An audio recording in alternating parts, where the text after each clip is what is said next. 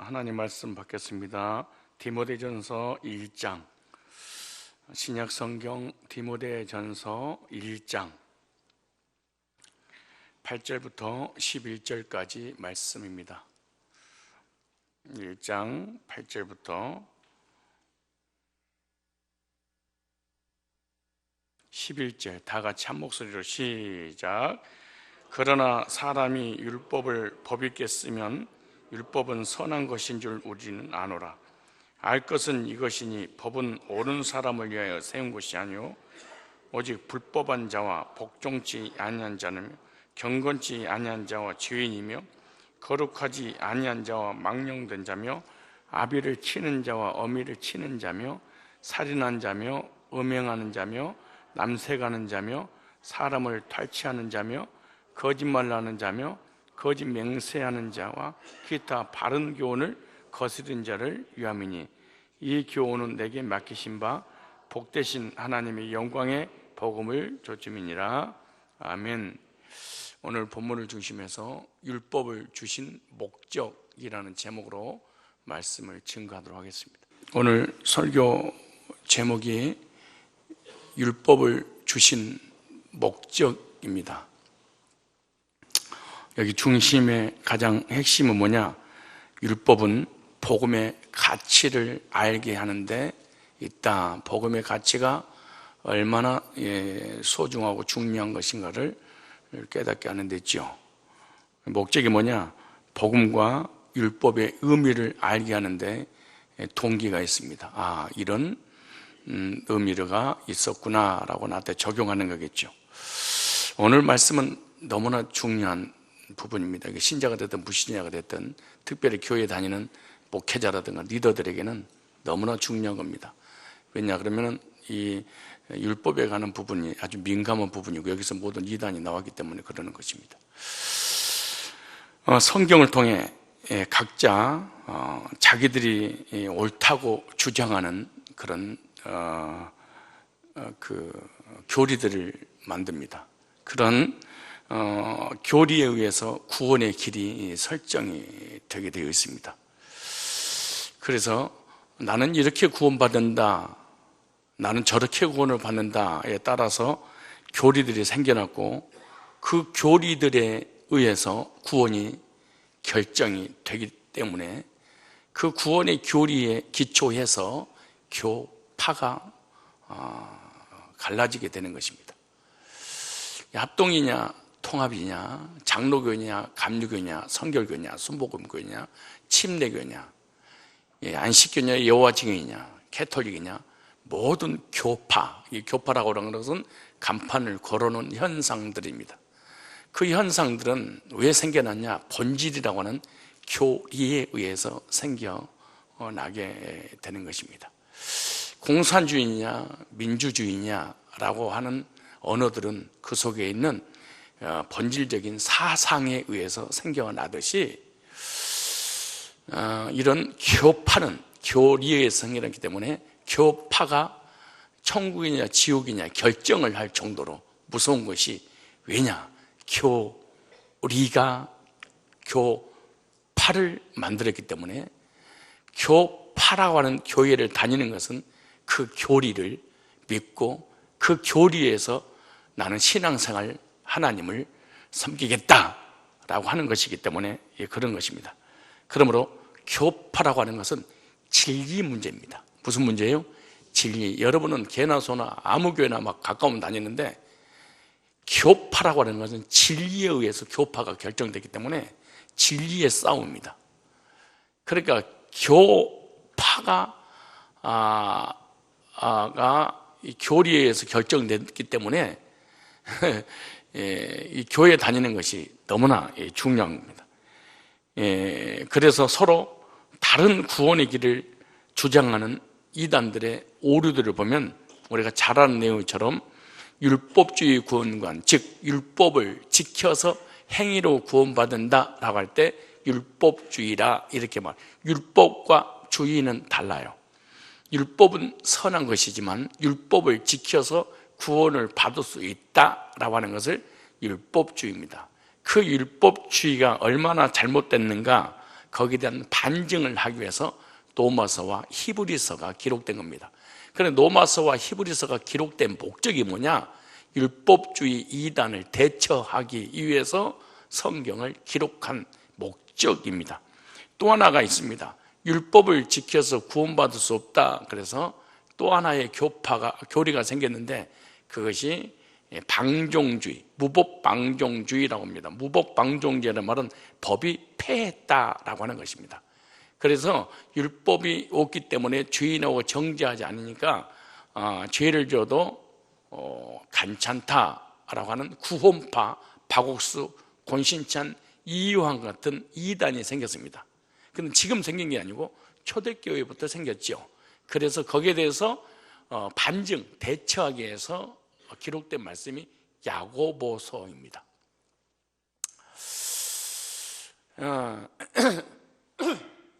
그래서 이런 율법주의와 방종주의가 있는데 또 하나가 있는데 그게 뭐냐 그러면은 성화주의입니다.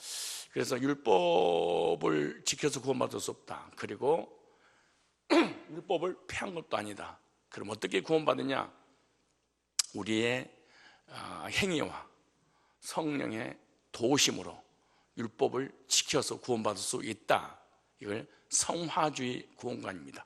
이 성화주의 구원관에 또 율법주의 구원관이 모든 것을 구원의 주체가 자신에게 있는 것들이죠. 그래서 성화주의 구원관이 얼마나 잘못됐느냐 거기서 반증하는 성경이 있는데 그게 갈라디아서입니다. 갈라디아 주의는 가장 사특한 이 교리들을 만듭니다. 믿음으로 단순히 의롭게 될 뿐이지 궁극적 구원은 행위로 결정되는 것이다. 이게 갈라디아주의입니다. 이게 바로 성화주의 구원관입니다. 오늘 디모데전서의 본문에도 율법주의에 대해서 아주 자세하게 설명하고 있습니다. 율법 선생에 대해서 언급하면서 율법을 소개를 하고 있습니다. 복음 안에서 우리는 어떻게 율법을 생각해야 될까? 이 복음 안에서 구원받은 사람이 율법에 대한 어떤 태도를 가져야 될까? 도대체 방종주의 구원파처럼 율법 폐한 거냐? 아니 성화주의 구원관처럼 나의 믿음의 행위와 이 성령이 도와주셔서 성화됨으로 율법을 지킬 수 있다는 것이냐? 아니 율법을 내 스스로 성령이 도우심 없이 철저하게 지킬 수 있다는 것이냐? 우리 복음주의는 어떻게 율법을 접근하고 율법하고 어떤 관계가 있냐 그 말이에요. 그래서 율법을 지켜서 구원받으려는 율법주의 이단들과 복음 안에서 있는 우리는 율법을 지키는 문제에 대해서 어떤 차이를 가지고 있는가에 관한 비교를 잘 하셔야 됩니다. 그래서 오늘 디모데전서 1장 5절로 7절에 보면은 먼저 거기에 대한 율법에 대한 배경 설명이 있잖아요. 율법에 7절 나오잖아요. 율법의 선생이 되려 하나, 율법의 선생이 되려 하나 자기의 말하는 것이나 자기의 확증하는도 깨닫지 못하는도다. 그런 사람이 율법을 법이겠으면 율법은 선한 것인 줄 우리는 아노라. 그러니까 이 거짓 선생들에 대해서 지금 말씀하고 있잖아요.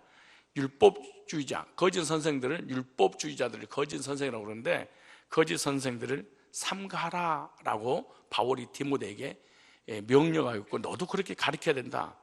그러니까 율법 자체가 나쁜 것이 아니라 율법을 지켜서 구원받으려고 하는 것이 잘못됐으니까 그걸 가르치는 선생을, 그런 교파를, 그런 교리를 주의하라 라고 말씀하고 있는 거예요.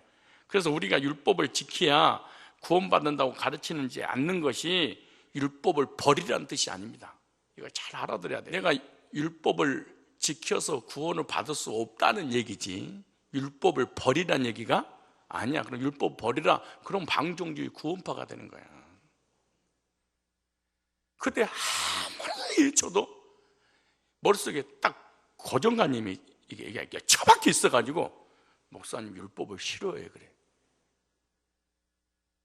내가 15년 동안 북경에, 운남에, 그 다음에 태국에 그 엄청난 박해를 당해가면서 통역관 하나 세워서 한 통역관 하나를 중심으로 15년 동안 복음을 전했으니까 이 통역관은 얼마나 오래 복음 들어가서 났대.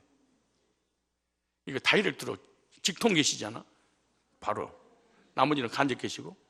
그래 얘가 이해를 해야만이 통역이 가능해. 15년 동안 들었어. 근데 우리 김혜성 전사가 일주일 동안 가서 복음 전하라고 내가 남겨놨잖아요. 신학생들한테 복음 전하라고. 그랬더니 나는 이제 중국말을 모르니까 얘가 사기치는 걸 모르는 거지. 근데 이제 김혜성 전사는 중국어를 할 줄 아니까 중국어로 지혜가 있잖아요. 나는 중국어를 자기가 계속해서 설교하다가 중국어로 설교하다가 그 통역 그놈을 듣게 하려니까 약간 자기 부족함을 느껴야 될 거 아니에요. 그래서 명원 선생님, 제가 중국 발음이 좀 좋지 못하니까 당신이 통역해 주세요 라고 하니까 그런데 통역할 거니까 그렇게 하라고. 그래서 통역관을 세워놓고 이제 중국말로 그 사람을 상대로 이제 막 말씀을 전하는 거예요. 그래서 율법으로는 구원받을 수 없습니다 라고 했더니 자기 이 사람은 통역을 할 줄 알잖아. 그랬더니 하는 말이 통역을 그렇게 하더래. 그런 율법이 얼마나 중요한지 모릅니다. 고 목사는 율법을 이제 복음을 전하지만 나는 율법을 전합니다. 그러니까 예수님이 전사 그랬대. 아니 내가 한 것만 하라고 왜 다른 얘기 하냐고. 알았다고. 이거요, 율법주의는요 구원을 받은 적이 없어서 그래요. 거듭난 욕이기 때문에 율법에 관한 얘기는 민감하고, 마치 내가 율법 여러분 오늘 본문에서 율법 폐했다고 그래서, 아니면은 율법으로는 구원받을 수 없는 거짓 선생을 주의하라고 그랬어. 내가 20년 동안 율법 폐했다고 그랬어요. 율법으로는 구원받을 수 없다고 그랬어요. 근데 율법주의는, 우리 목사님은 율법 싫어해.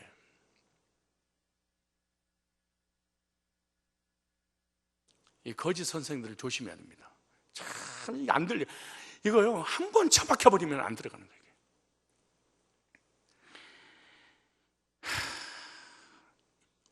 어떤 사람은 율법을 폐했다. 어떤 사람은 율법을 폐하지 않았다. 별별 사람 다 있습니다. 그렇다면 참된 율법의 의미와 목적이 도대체 뭔가? 첫째, 오늘 8절 보세요. 시작. 그러나 사람이 율법을 법 있게 쓰면 율법은 선한 것인 줄 우리가 아노라. 첫째, 율법을 주신 목적은 선한 길로 인도하기 위해서 주신 것이지 율법의 구원의 길은 아니다고 하잖아요. 본문에. 아니 여기 6절 7절 쭉 얘기하잖아. 율법을 가르쳐서 구원받을 수 있다고 가르치는 거짓 선생들, 이단들을 주의해라 디모데야. 그러나 그들이 전한 율법 자체가 나쁜 것은 아니야. 그렇게 가르치잖아. 아니에요 그거? 여러분의 견해는 뭐야? 뭔데 그럼? 여기 나오죠. 율법을 법 있게 쓴다면 율법은 선한 것이다. 그러니까 율법의 본질을 알고 쓴다면 율법 자체가 선한 것이는 알게 될 거야. 따라서 율법의 본질은 선한 거야. 그러니까 구원파는 멸망파야. 천국 못 가. 그 사람은 율법 폐한 게 아니야. 이거 나오잖아. 어떻게 하나님 공의가 없어져 버려? 어떻게 법이 없어져? 율법 자체는 선한 건데 그 율법이 우리를 구원의 길은 아니다 그 말이야. 이 야차르, 도덕과 윤리적인 삶을 살게 하는 데 목적이 있지 천국 가게 하는 건 할 수가 없어. 그 얘기 있잖아요. 로마서 7장 12절에도 이로 보건대 율법도 거룩하며 계명도 거룩하며 의로우며 선하도다. 율법 자체는 나쁜 것이, 여러분 신호등이 나쁜 놈이에요? 경찰 죽일 놈이에요? 형사는 전부 다 감옥에 쳐놔야 돼요? 이제 무슨 그런 사가지 없는 말을 해요. 왜 신호등이 나빠? 신호등은 우리를 보호하는 거잖아요. 율법은 우리를 보호하는 거예요, 죄로부터. 근데 율법 성경에 율법 폐했다는 말이 한마디도 없어. 근데 여러분들이 이단에 다 갔다 오잖아요. 그럼 이것이 안 들려. 성경에 써줘도 안 들려. 폐했다고 그랬어. 근데 율법주의는 안 패했어. 지켜야 돼. 안 지키면 지옥 가. 이게 그걸 달라. 이걸 어떻게 해야 돼? 아무리 하려고 해도 안 돼. 여러분, 방언은 절대 구원이 아닙니다. 우리 목사님, 방언 불이 나네. 은사가 좋은 것이지만 구원이 아니야. 해도 돼. 그러나 천국 갈 수는 없어. 언제 은사를 부여했어? 예. 아니, 내가 언제 율법을 폐했다고 그랬어? 율법이 구원의 길은 아니다고.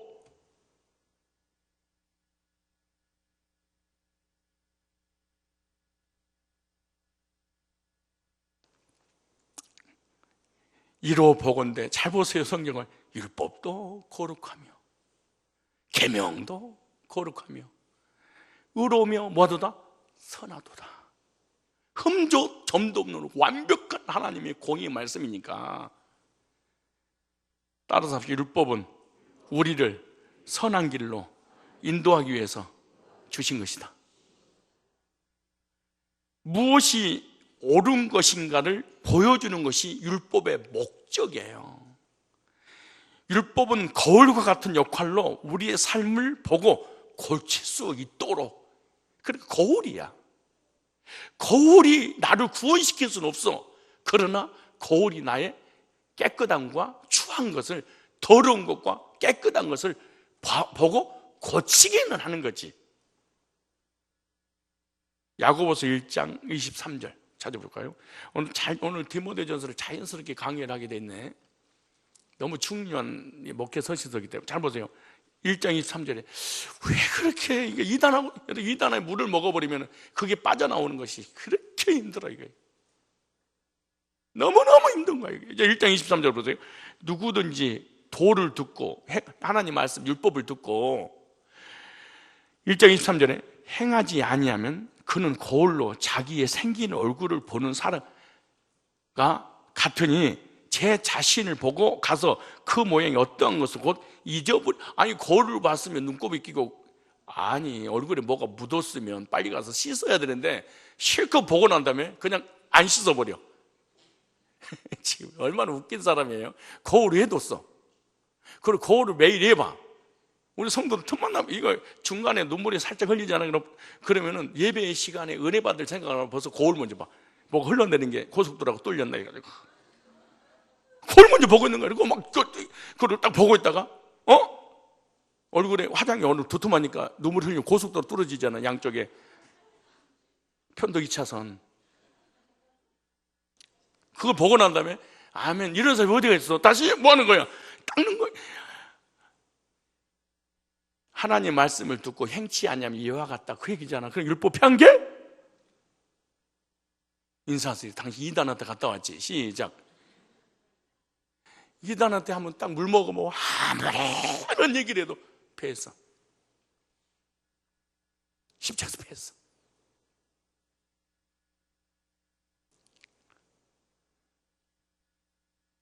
그럼 이단한테 한번 갔다 하면 물 빼내기가 5년, 10년, 20년이 걸려. 안 빠져 이거. 율법을 지켜서 구원받으려고 율법주의에 갔다 오잖아요. 아무리 믿음으로 구원받는다도 그래도 우리 인간에 행위가 있어야지. 어떻게 믿음으로만 돼? 행함이 중요하지. 아무리 이거 끝나잖아요. 여러분이 교제 나눠봐. 목사님이 복음을 얘기하는 게 참 중요하십니다. 그러나 율법을 지켜야 됩니다. 아무리 내가 얘기를 이렇게 해도 그래도 목사님이 복음을 강조해서 그렇지 율법을 지켜야 됩니다. 안 돼. 구원파에 갔다 오잖아요. 아무리 이런 얘기도 패했다고 그랬어. 성경 읽어주지 않아. 그래도 패했다고 그랬어. 아니, 성경 안 패했다고 그랬어. 그래도 패했다고 그랬어. 한 번 머릿속에 뭐가 딱 아무리 내가 창조를 얘기해도 초등학교 다닐 때, 중학교 다닐 때 진화를 배우면은 아니야, 우리 조상 원숭이요. 할머니 할아버지는 아니요, 곰이요. 그럼 이제 공부했던 중학교 손주가 아니요, 곰 아니요, 원숭이요. 내 이놈 할머니 말을 들어야지. 그음의 우선이야. 책에 써졌습니다. 어느 속의 우선이라고. 가짜들끼리 막 싸만이를 막 난리를 치고 가짜들끼리 교과서를 보여줘도 안 믿어. 얼마나 이게 신기한지 몰라. 사람들의 이 뇌 구조가. 우리 교인들도 꽤 있어. 1장 23절 보세요. 24절에 제 자신을 보고 가서 그 모양이 어떤 것을 잊어버리거든요. 자유하게 하는 온전한 율법을 들여다보고 있는 자는 듣고 잊어버린 자가 아니요 실행하는 자니 이 사람이 그 행하는 일에 복을 받. 아, 율법에대로 살면 복을 주는구나. 이게 하나님 말씀. 그 율법 그럼 또 십계명 또 그래. 하나님 말씀을 율법 계명이라고 그러는 거예요. 그러니까 말씀을 듣고 행치 않는 건 무슨 소리? 거울을 보고 닦지 않는 거 똑같지 않냐? 실행에 옮길 줄 알아야지라고 하는 거죠. 그래서 율법을 통해서 우리의 삶을 변화시키는 데 목적이 있습니다. 뭐 하는 데 목적이 있어요? 바른 양심을 가지게 하고 율법은 선한 양심을 가지게 만들어.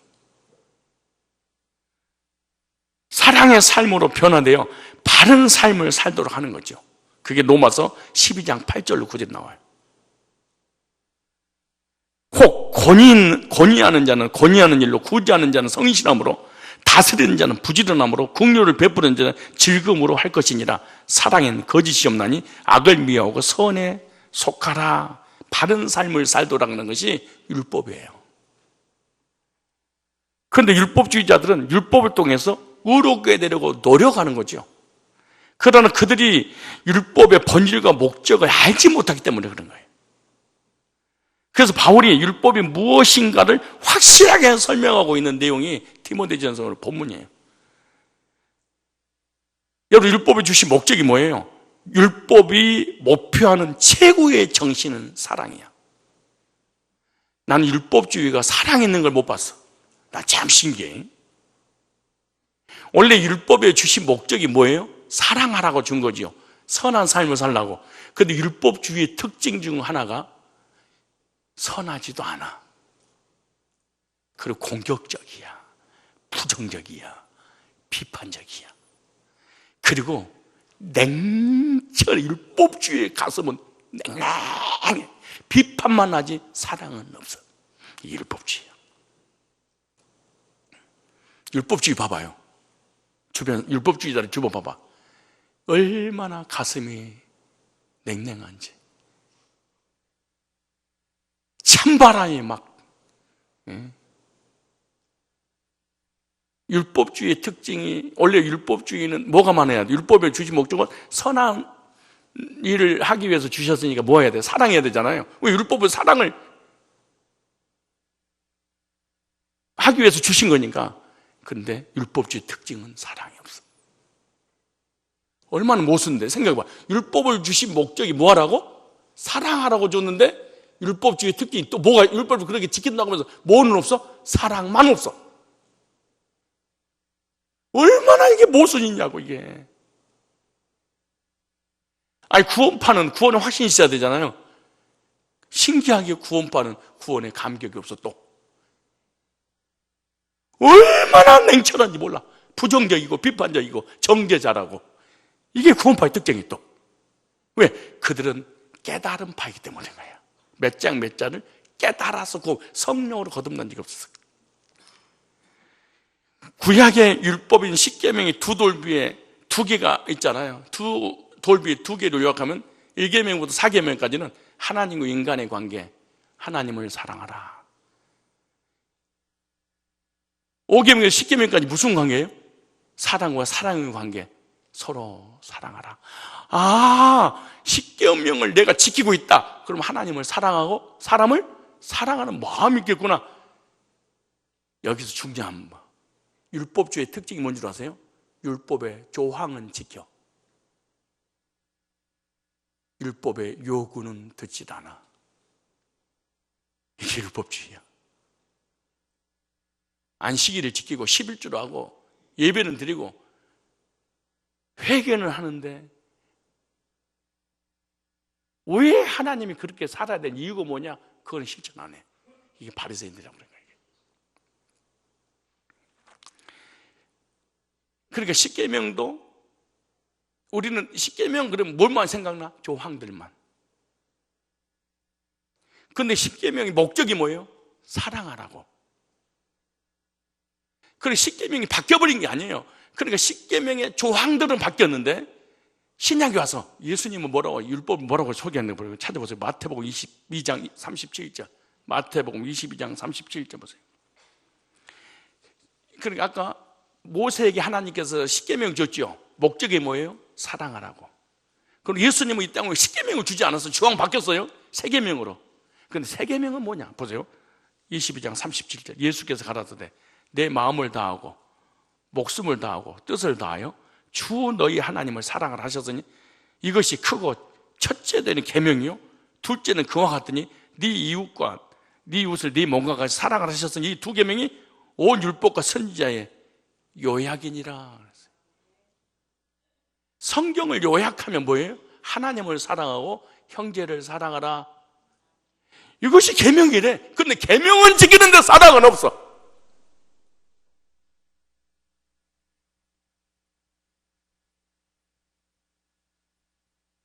그래, 십계명도, 계명 주신 목적 뭐예요?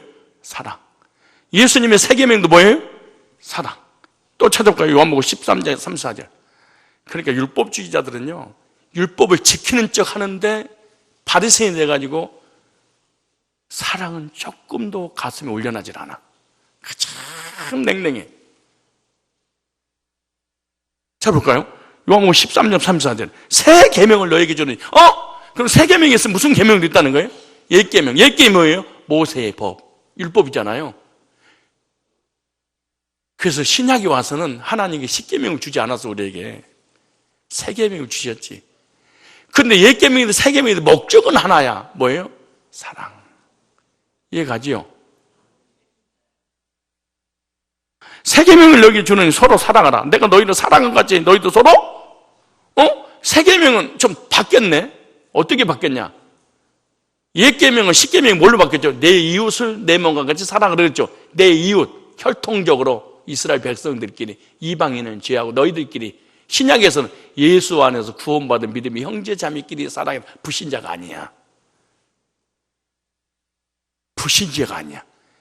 그러므로 구원받은 형제 자매에게 사랑하는 마음이 없다. 본질적으로 구원의 이 메시지가 나타나는 거예요, 사실은. 교회관이 없고 구원관이 없으면 실제로 거듭난 적이 아니라 이론적인 거듭남, 이 사람은.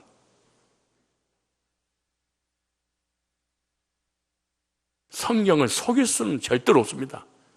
자, 보세요. 새 계명을 너희에게 주는 서로 사랑하라. 내가 너희를 사랑해. 너희도 서로? 여기는 서로지요. 형제지요. 제자들이잖아. 근데 구약에는 너희끼리 내 이웃을 그러죠. 요한복음 13장 35절에 너희가 서로 사랑하면 이로써 모든 사람이 너희가 내 제자인 줄 알. 불신자들이 너 내 예수님 제자네? 예수님 했던 것처럼 저렇게 사랑하네? 어쩌면 저렇게 형제끼리 사랑한대? 가족이구나 이거 깨닫는데. 요한복음 15장 12절에 내 계명은 곧 내가 너희를 사랑한 것 같이 너희도 서로 사랑하라 하는 이것이니라. 이것이 하나님이 주신 새 계명이라는 거예요. 예수님 오신 목적이. 그 십계명을 실천하러 오신 거예요. 왜? 조항만 지키고 실천 안 하니까. 그래서 예수님이 내 이웃을 위해서 형제를 죽었잖아요.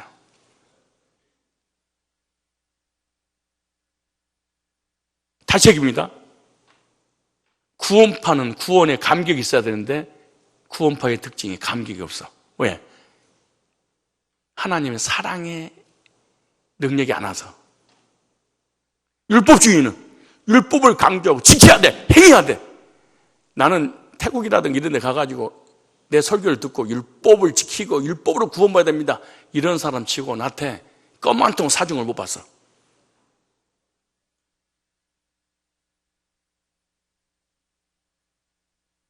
목사님 그동안 15년 동안 고마웠습니다. 아이스크림 하나라도 드시지요. 이거 하나 못 받아봤어.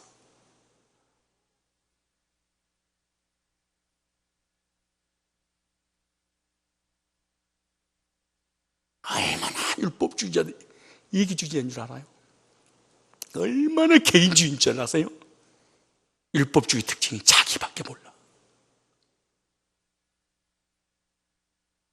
그리고 율법을 지켜야 된다고 막 율법 강조해.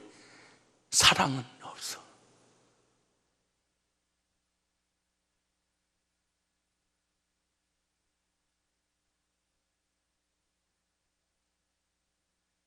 무슨 말이에요?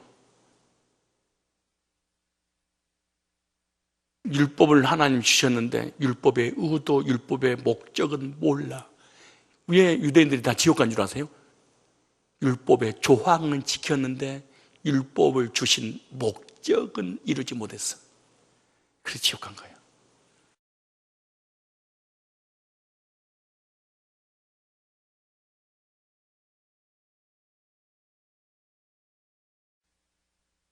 그럼 바울은 뭐라고 그랬는가? 구약과 예수님과 바울, 로마서 13장 9절을 볼까요? 바울은 뭐라고 우리들에게 권면하고 있는가? 성경 말씀 로마 13장 9절로 10절에 간음하지 말라, 살인하지 말라, 도둑질하지 말라. 이거 십계명이네? 그죠? 신약에도 십계명 있죠?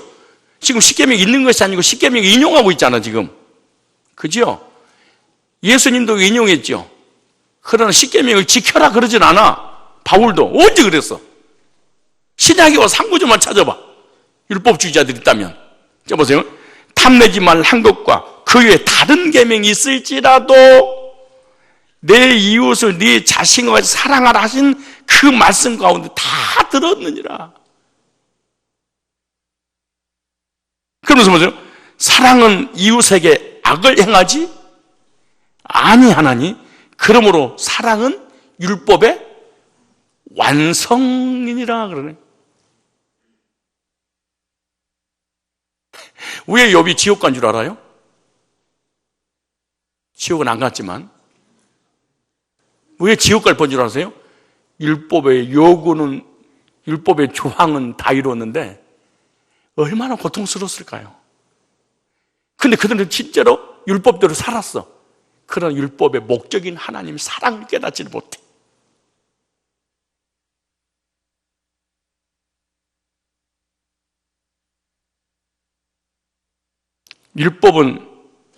사랑은 율법에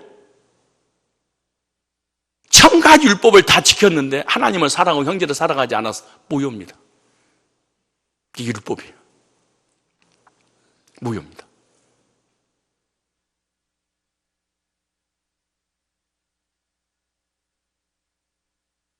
계명이 좀 부족해. 덜 지켰어. 근데 하나님 사랑하고 형제 사랑할 마음이 있어.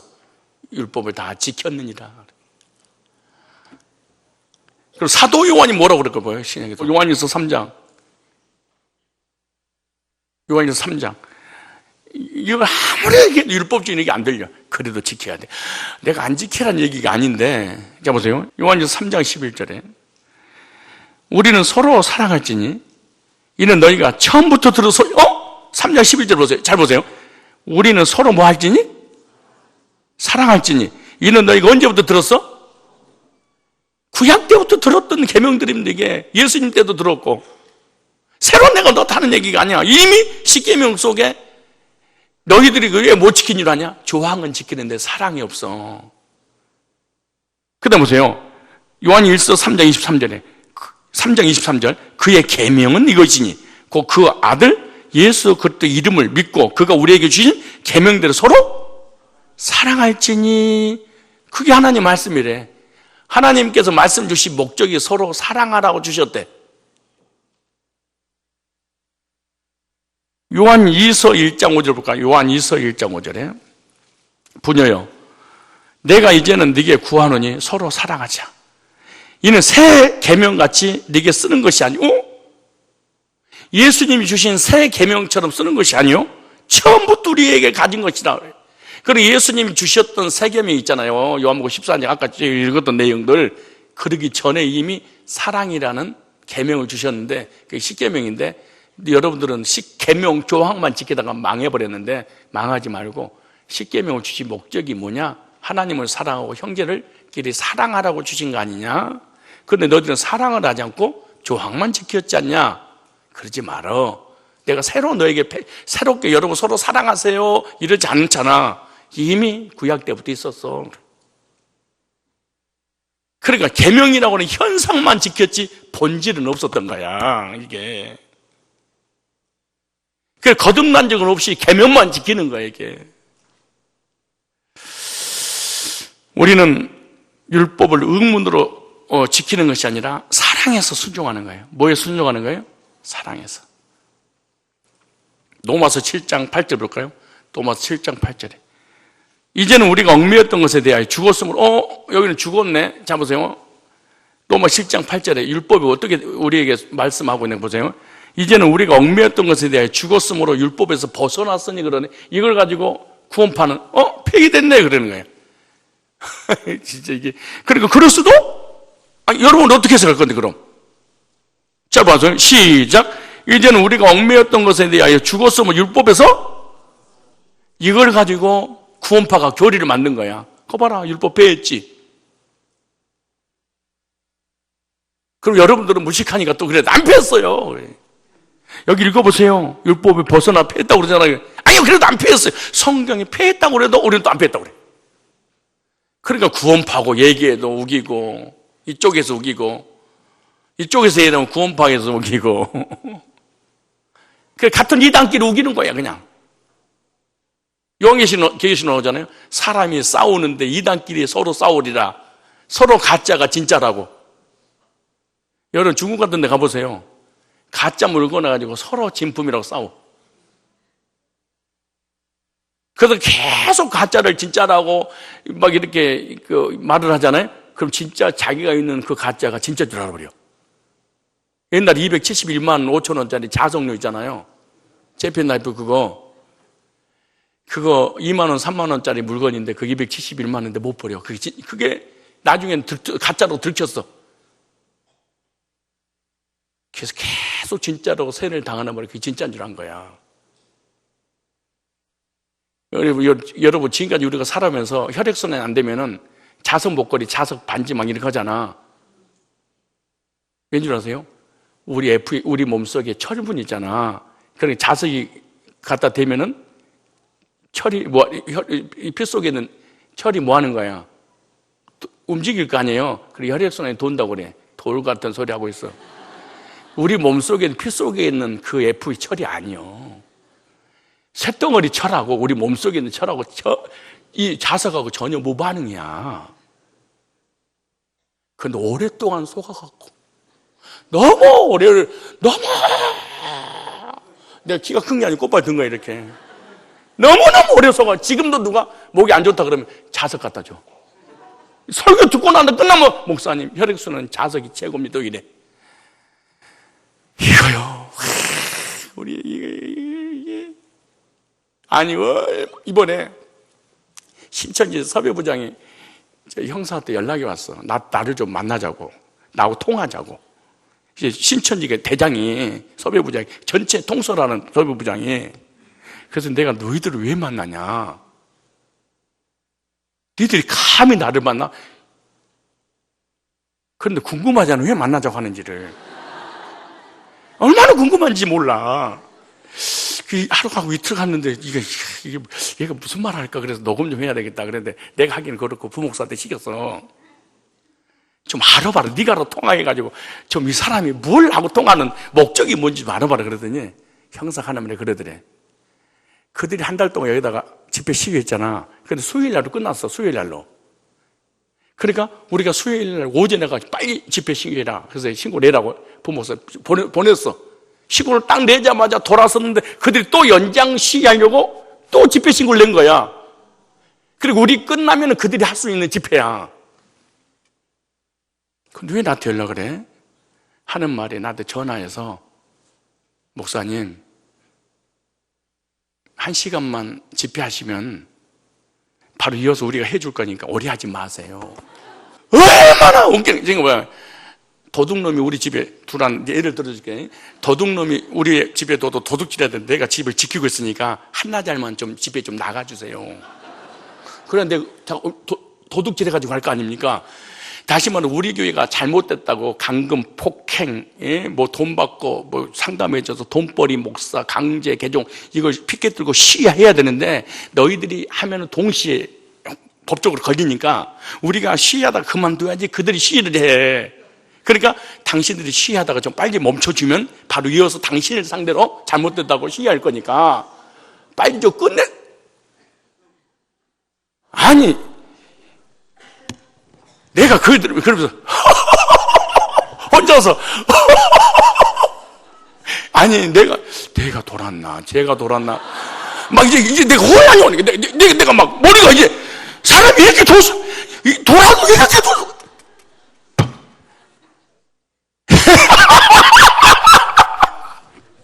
그래서 내가 상담소장들한테 연락해가지고 목사님 이런 일이 있어서 그랬더니 이래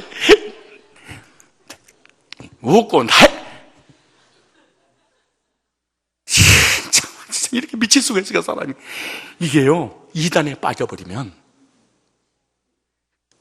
아니 그런다고 내가 양보하면 내가 양보를 아니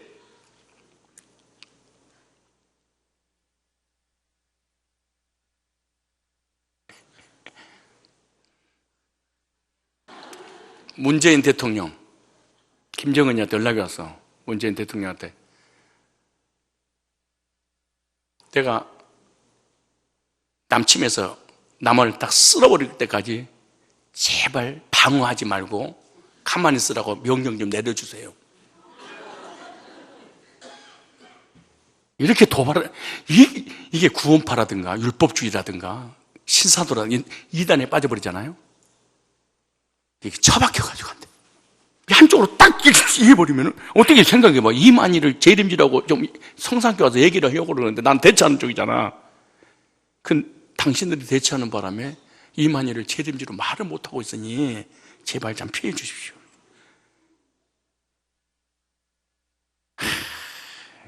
보세요. 로마 7장 8절 딱 이런 얘기 했는데 이제는 우리가 얽매였던 것에 대하여 죽었으므로 율법에서 벗어났으니 그러니까 그 율법 폐기로처럼 보이죠. 안 폐기된 것처럼 보여요? 이러므로 우리가 영의 새로운 것으로 섬길 것이요 의문의 묵은 것으로 아니할지니 피한 게 아니고 옛날에는 율법으로 하나님을 섬겼는데 구원받았으니 이제는 새 계명 복음으로 하나님을 섬기는 거야. 그 얘기지 언제 율법 폐했다고 그랬어. 한번 딱 빠지면 안 돼요. 이거 쇠뇌라는 게 얼마나 무서운지 모릅니다.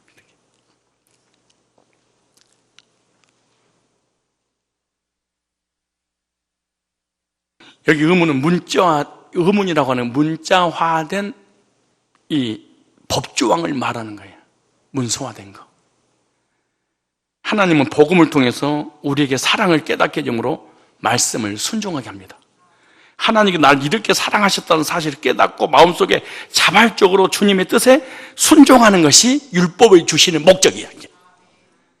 그래서 하나님을 사랑하고 이웃을 사랑하는 마음을 갖도록 이 하나님 말씀의 본질이 이게. 그러니까 율법이 뭐뭐 하지 말라고 하는 조항들을 다 지켰다 할지라도 사랑을 이루지 못하면 무효가 되는 거, 율법 하나도 안 지키는 것이 돼버리는 거죠. 그래서 율법의 조항이 좀 덜 강조되더라도 복음을 통해 구원의 확신을 얻으면 하나님을 사랑하고 이웃 사랑하는 마음이 생겨. 그 참 신기해. 여러분 하나님을 사랑하지 않으면 저주를 받습니다. 우상 숭배하면 지옥 갑니다. 이렇게 하지 않아도 하나님의 구속의 사랑을 전달하면은 우상 숭배 안 하게 되고 십계명을 지키게 되고 하나님을 사랑하게 되고 형제를 사랑하는 마음이 구원받으면 생겨. 옛날에는 주야 성령 열매를 맺게 하소서 막 금시간 매달리고 주야 형제를 사랑하는 마음을 주시옵소서 그래도 안 돼. 그런데 하나님의 사랑을 체험하면 반사적으로 돼버려요. 이게 복음의 능력이에요.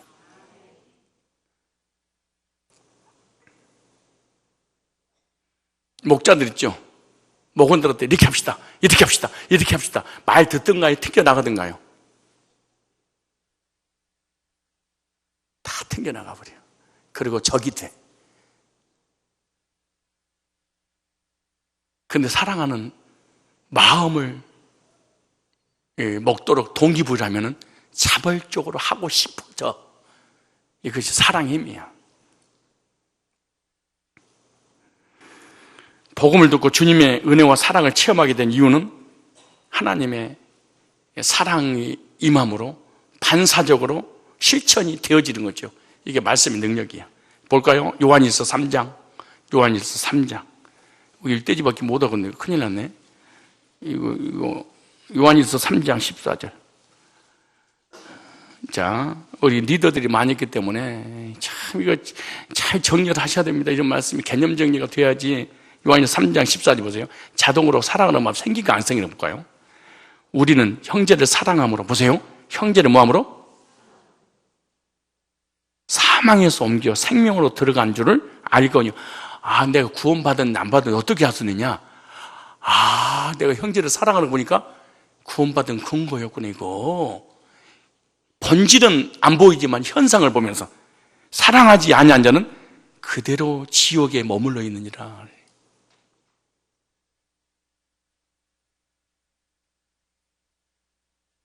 보세요. 그 형제를 미워하는 자마다 살인한 자니 살인한 자마다 영생이 그 속에 거하지 아니하는 걸 너희도 아는 바와. 영생이 없는 사람은 믿음의 형제의 자매를 사랑할 수가 없어요. 안 돼요. 아무리 금식하고 기도하고 부르지도 안 돼, 이게. 그 다음 보세요. 그가 우리를 위하여 목숨을 버리셨으니 우리가 이로 사랑을 알고, 드디어 하나님 사랑을 체험했어. 십계명을 지키는 것이 아니고 십계명의 요구를 이루신 주님이 나를 대해 죽으시는 그 사랑을 경험해서 우리 형제들을 위하여 목숨을 버리는 것이 마땅치 아니하니라. 목숨 안 버려도 되는데 사랑한다고 빈말도 못해. 우리는 참 신기해요. 안 될걸? 한번 물어보세요. 주님 이름으로 사랑합니다. 되나 안 되나 봐봐. 시작. 되네. 보세요. 17절. 누가 이 세상의 재물을 가지고 형제의 궁핍을 보고도 도와줄 마음을 닫으면 하나님은 사는 어찌 그 속에 가겠냐? 형제는 죽을 굶어 죽고 가는데 저는 배가 터지도록 쓰레기통에 버리면서 네가 무지 하나님의 사랑이 네 안에 있다고 했었겠냐. 자네 우리가 말과 혀로만 사랑하지 말고 행함과 진심으로 하자. 이게 십계명이다. 이게 세계명이다. 이게 하나님 주신 목적이란다. 이로써 우리가 진리에 속한 줄 알고 내가 진리 안에 거한 거 보니까 형제를 사랑하는 거 내가 진리 안에 있었구나. 이거 안 돼. 그러니까 상대방이 구원받은지 안 받은지 얼마든지 옆 사람이 알 수 있는 거지. 또 우리 마음을 주 앞에서 굳세게 하는 하나님 앞에 담대하게 기도할 수 있는 제목들이 얼마든지 응답받을 수 있도록 나아갈 수 있다는 거예요. 이는 우리 마음이 혹 우리를 책망하는 일이 있어도 하나님 우리 마음보다 크시고 모든 것을 아시기 때문이라. 사랑하는 자들 말 우리 마음이 우리를 책망할 것이 없으면 하나님 앞에 담대함 얻겠고. 무슨 말이에요? 하나님과 형제들한테 할 짓을 했으면 하나님 앞에 담대함을 얻었다는 거예요.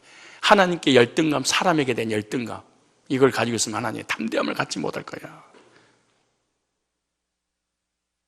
맨날 하나님 앞에 11조로 떼먹고 주일도 예배도 안 드리면서 하나님 앞에 어떻게 너가 담대할 수 있겠니? 그리고 형제를 미워하고 판단하고 정죄하면서 주님 복 주세요. 어떻게 네가 그럴 수 있겠니?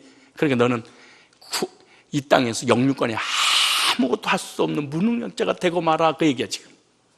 하나님 앞에 나갈 수 없고 사람답게 살 수 없어. 왜? 네 속에 사랑이 없으니까. 그러므로 율법은요 엑스라이와 같은 것 같다고 생각하시면 됩니다. 병원 가서 엑스레이를 찍어보면 어디가 아픈지, 어디가 뼈가 굴절됐는지 찾아서 진찰을 받고 난 다음에 치료하게 되는 거 아니에요? 율법을 주신 목적이 뭐냐? 율법을 비춰보니까 내가 뭐가 잘못됐는지, 뭐가 부족한지, 고쳐야 될 것이 무엇인지, 순종해야 될 것이 무엇인지 가르쳐주는 거울이라는 거예요. 저와 여러분의 삶이 하나님의 뜻에 맞는지 율법 정신에 비춰보고 고쳐나가는 삶을 살아야 될 줄로 믿습니다. 좀 이해가 안 가신 분들은 오늘 설교 테이프 다시 한번 계속 들으셔야 됩니다. 사랑의 완성인 율법의 요구를 이루는 저와 여러분이 되시기를 바랍니다.